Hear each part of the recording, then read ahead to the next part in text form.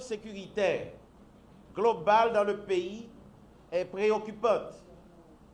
Les familles sont fatiguées de pleurer la mort de leurs proches en raison de l'accroissement évident des cas de criminalité sur l'ensemble du territoire national. En effet, au plus haut niveau de l'État, nous sommes conscients de cet état de fait et sommes en train de tout mettre en œuvre en vue de continuer à troubler le sommeil et la tranquillité d'esprit des bandits et permettre un retour au calme dans le pays. La situation est certes grave, mais elle est sous contrôle. De multiples enquêtes et opérations ont été conduites en vue de traquer les voyous qui sèment la peine et le deuil dans les familles haïtiennes. Messieurs les représentants du directeur général de la police nationale, je vous passe des instructions fermes et claires en vue d'adopter des mesures sévères à l'encontre de ces bandits qui constituent un cancer pour la bonne marche du pays en général. Je vous enjoins de prendre toutes les dispositions préventives et répressives nécessaires afin de les traquer jusqu'à leur dernier retranchement. Toutes les structures de sécurité du pays doivent être sur leurs pieds de guerre. À tous les commissaires du gouvernement chargés de mettre l'action publique en mouvement contre les contrevenants à la loi, je vous enjoins de rester en état de veille permanente. Je profite de cet instant solennel pour m'adresser au commissaire du gouvernement de la zone métropolitaine et à celui de Saint-Marc, à celui de Miragua, plus spécifiquement vu le nombre de cas de criminalité enregistrés au sein des juridictions placées sous leur contrôle. Un signal fort doit être envoyé à la population. Tolérance zéro contre les bandits. Zam pas métier. L'aucun zam nan men la menen dans prison ou bien dans cimetière.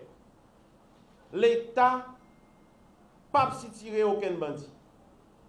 Par ailleurs, en ma qualité de ministre de la Justice et de la Sécurité publique et père de famille à la fois, je demande aux parents d'exercer leur droit de garde sur leurs enfants mineurs et de veiller aux fréquentations de leurs adolescents. La famille, c'est la cellule de base de toute société. Donc, tant vaut la famille, tant vaut la société. Les structures étatiques sont en train de se mettre en quatre pour résorber la criminalité sur l'ensemble du territoire national. Parallèlement, je lance aussi un vibrant appel aux parents qui doivent conjuguer leurs efforts en évitant de laisser leurs enfants à la dérive. Peuple là, calez genoux. Jéroué, bouche palée. Si pas gain si tirez, pas bien volé. Aidez la police, fait travail. Pas si tirer bandit, pas de concordat avec bandit. Dénoncer au bail la police. Cela peut aider à sauver des vies. Et ce faisant, vous faites montre votre sens de bon citoyen. Le ministre de la Justice et de la Sécurité publique ne reste pas seulement à son bureau.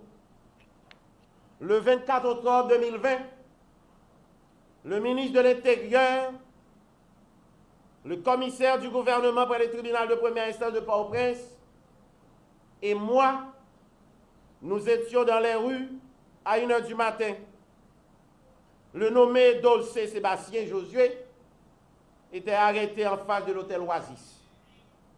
Il avait en sa possession un fusil d'assaut.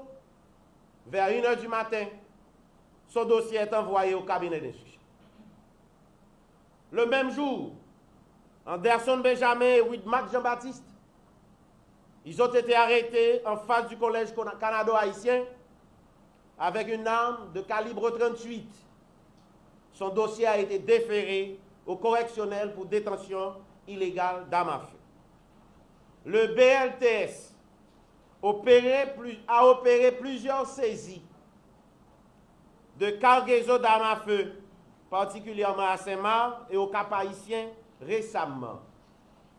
Le 1er novembre 2020, dans la zone de l'Ancaë, des bandits ont kidnappé Mme Suzanne Hilaire. Le 2 novembre 2020, Eugène Félix, Lovinsky Succès et Lamar René ont été arrêtés. Le dossier est actuellement au cabinet d'instruction. L'otage a finalement été relâché. Pour le dossier Evelyne Sincère, dans ce dossier, la jeune écolière sauvagement assassinée le dimanche 1er novembre, son cadavre a été découvert sur les détritus à Delma 24. Le juge de paix de Delma, Maître Jean-Fleury Raymond, a procédé au constat du cadavre. Après ce constat, le parquet de Port-au-Prince a donné délégation de pouvoir à la DCPJ pour approfondir l'enquête. Le nommé Obed Kiki Joseph a donc été arrêté lundi 9 novembre à 3 h du matin à Delma 24. Une opération de la PNH a permis de mettre la main au collègue de Eval Dormessan et Michel Jerry Domersan pour leur implication présumée dans l'assassinat de la jeune écolière. Ils sont tous passés aux aveux. Mercredi 10 novembre 2020, le CG de Port-au-Prince a adressé une correspondance au docteur Armel Demoussi qui a réalisé l'autopsie du cadavre. Un gang armé a été démantelé à Gros-Monde, zone Sidavi. Ce gang a tiré sur le cortège de la première dame sortant de Port-de-Paix pour rentrer à Port-au-Prince. Le chef du gang, Verdeus, après Dieu, alias Tibout, a été arrêté au Gonaïve. Donnel Souffrant, un autre membre du gang, a été arrêté à Grepin. Ces malfrats ont aussi participé dans l'assassinat d'un inspecteur de police à Bassin-Bleu. Le 4 novembre dernier, Jean-Patrick a été arrêté pour enlèvement et séquestration. Ce dossier est au cabinet d'instruction et j'ai eu des rapports sur une kyrielle d'autres cas similaires. Donc, travail là a continué sans prendre souffle. J'exige de la PNH de lancer une opération tolérance zéro contre le kidnapping qui décapitalise toutes les couches de la société et qui nuit à la quiétude d'esprit des citoyens paisibles. La PNH doit identifier les foyers et réseaux de kidnapping et agir efficacement et professionnellement afin de mettre ces truands hors d'état de nuire.